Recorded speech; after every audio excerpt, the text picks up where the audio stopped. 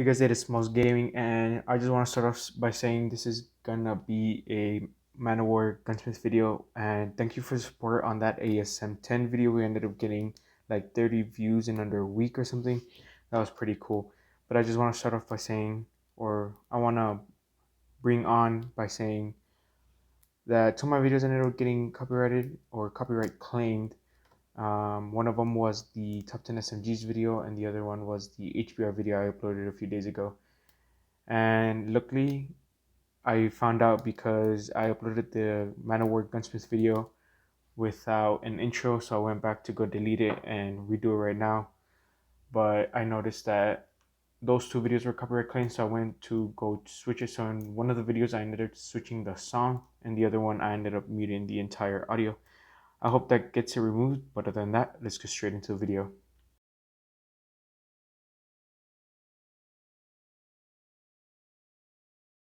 Hey guys, how's it going? So right now we are in a game with the silenced loadout. So personally, I think this is a better loadout than the other one, just because I think this is more viable and more, just a lot better, just because you do get a bit of damage range. So let's talk about attachments real quick. So first off, we're gonna use the huge suppressor, which is exclusive to the Manowar, which gives you damage range 40% to be exact, which is more than the monolithic suppressor. It gives you vertical recoil control, and it obviously keeps you off the minimap. So that's a good attachment, especially when there's an attachment exclusive to a gun. You want to be using it, so that's why I'm using the silencer for the Manowar. For the second attachment, we have the barrel short. So the barrel short gives you ADS speed and movement speed also. It gives you a small buff to your movement speed, like 5%. That's why I'm not using the combat stock, even though the combat stock increases your ADS speed by 12%, but the barrel short increases it by 10. So I do still want that, what's it called? I still want a little bit of movement speed. Next up is the tactical laser, which is going to give us ADS speed and accuracy. Obviously, we have to use that, especially on a gun like this, which has slow mobility and ADS speed. Next up, we have the tactical foregrip A, which gives you 10% of bullet spread accuracy. One of the better attachments other than the gun grip, which gives you accuracy. And I don't know if you guys know, they've changed the Damascus finally, but let's go on to the next attachment before I talk about that. Next up, we have the gun grip, because this gun, for me at least, feels inaccurate at those longer ranges, so we have to use those three attachments for bullet spread accuracy. But yeah, they finally changed the Damascus, which looks a lot better, so I'm gonna be rocking with that. That's why I'm using the default Manowar. I think I explained it in the intro, I probably didn't because I haven't recorded it yet. But the Damascus looks nice, which the update in the Battle Pass also got released late Tuesday. I recorded the Wednesday video early Tuesday. So I'm gonna try to get the new gun by next week so I can make a video on it. I'm like a few tiers away from it. I'm like 4 tiers, I think. So probably by Monday I will have a Gunsmith video for it, and then I do want to make a KM44 video, a Gunsmith video, because there is a new skin for it in the season challenges, which is really nice. But the Manowar, for me, I don't like it. It's one of the best 3-shot weapons out there, but personally I don't like it due to the slow fire rate, so I am prone to miss a lot of shots with it. You'll probably see some clips, but the base mag for this, I also forgot to include, that is 25, which isn't that bad. That's before it was 20, so you had to use an extended mag, but now it's 25, but I'm kind of used to that. And also this glitch, which does not allow me to move or shoot, which kind of sucks. But the Manowar is just one of my least favorite 3-shot weapons. I think the BRH and the ASM-10 are some of my favorites. This gun just shoots way too slow for me to be accurate. That's why I use a lot of faster firing guns. But this gun is the better 3-shot weapon. I just personally don't like it. And the RTC huge suppressor really helps, because since a lot of attachments, or a lot of guns, don't have exclusive attachments like the ASM-10, the ASM-10 just has normal attachments, so having that huge suppressor really gives you an advantage, unlike the monolithic, which affects your ADS plus for accuracy.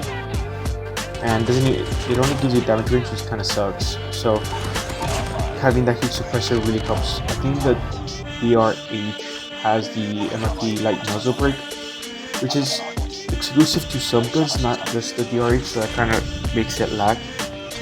But other than that, let's start moving on to the next build, which is gonna be it's not gonna be silenced, but other than that, let's get right into the next one.